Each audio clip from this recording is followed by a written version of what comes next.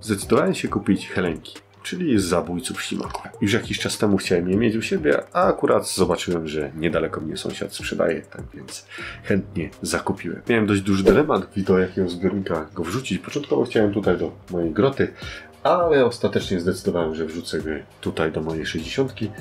I tutaj będą miały więcej pożywienia z akwarium. Bałem się, nie chciałem ich wrzucać do obojętnie jakiego zbiornika z uwagi na to, że one się lubią zagrzebywać w podłogę. Ja w swoich zbiornikach w większości mam dość spory spad.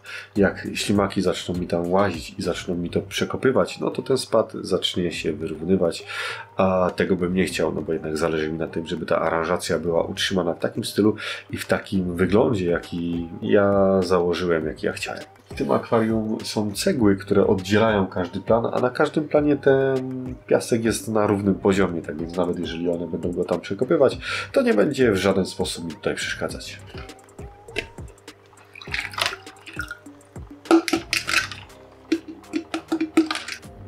Ślimaczki wrzucam bez żadnej kwarantanny, bez żadnego przygotowania, z uwagi na to, że sąsiad ma taką samą wodę jak ja, bo mieszka niedaleko mnie, no i mam na tyle do niego zaufanie, że myślę, żeby mnie nie oszukał, gdyby coś było nie tak w jego zbiornikach. A mówił, że tam wszystko jest ok, bo nawet rozmawialiśmy na temat krewetek i na temat ryb, tak więc wszystko u niego bardzo... Zobaczcie tylko, jak ładnie się prezentują na tych zielonych listkach.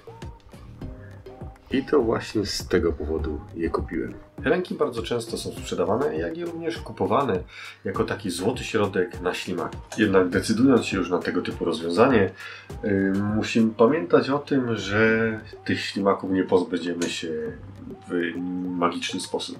Helenki będą zjadały te ślimaki, które mamy, ale jeżeli mamy ich plagę, to na pewno nie wytępią ich od razu.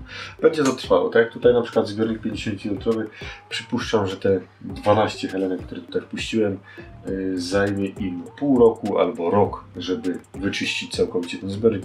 O ile w ogóle będą w stanie wyczyścić ten zbiornik, bo tych ślimaków, jak wiecie, w moich zbiornikach jest naprawdę dużo. Podobnie jak z kupnem krewetek, w momencie, kiedy mamy bardzo zagloniony akwarium, po to, żeby po prostu pozbyć się tych glonów.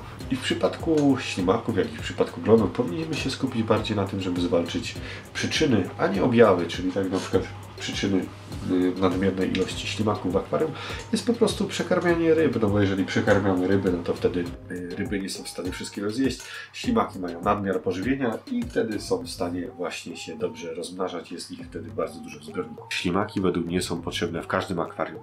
Ślimaki pomagają nam w utrzymaniu czystości i pomagają nam w pielęgnacji tego zbiornika.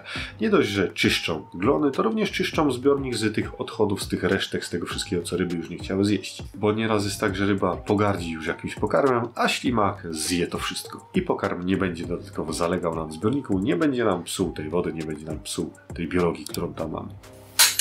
A dzisiaj to tyle. Jeżeli jesteście ciekawi, jak helenki poradzą sobie z oczyszczeniem tego zbiornika, to sprawdzajcie kanał, co jakiś czas będę na pewno rzucał aktualizację.